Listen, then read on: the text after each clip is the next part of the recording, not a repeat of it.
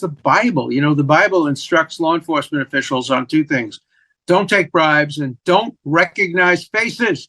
Don't do justice based on who you're going after. Do it based on what they've done. Justice Jackson, great Attorney General, once said any prosecutor can rummage through the hundreds of laws and find some technical violation to pin on virtually anybody. And that's not the way the law should operate. The law should operate, you find the crime, then you figure out who did it, instead of you target somebody and then you figure out if you can find a crime against them. It's Stalin and Lavrenti Beria, the head of the KGB, who said to Stalin, show me the man and I'll find you the crime. That's not the American way.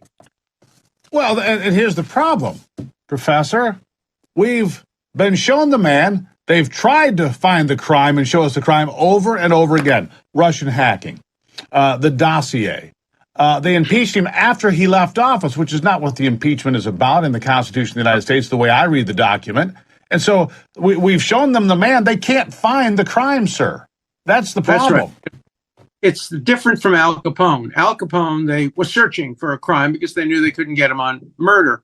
So they indicted him for income tax violation. But he really did violate income tax laws. He didn't report his illegal earnings. Not in this case. In this case, they have searched, they have worked, they have dug, and they produced a mouse named Mickey. It's a Mickey Mouse prosecution, and it's just not worthy of America. It's not a righteous prosecution. It will form a terrible precedent. I guarantee you that future presidential candidates will be targeted as well. And remember, the big sin here is not going after a former president. That's big enough as a sin. It's going after a man who's now running against the incumbent to be president.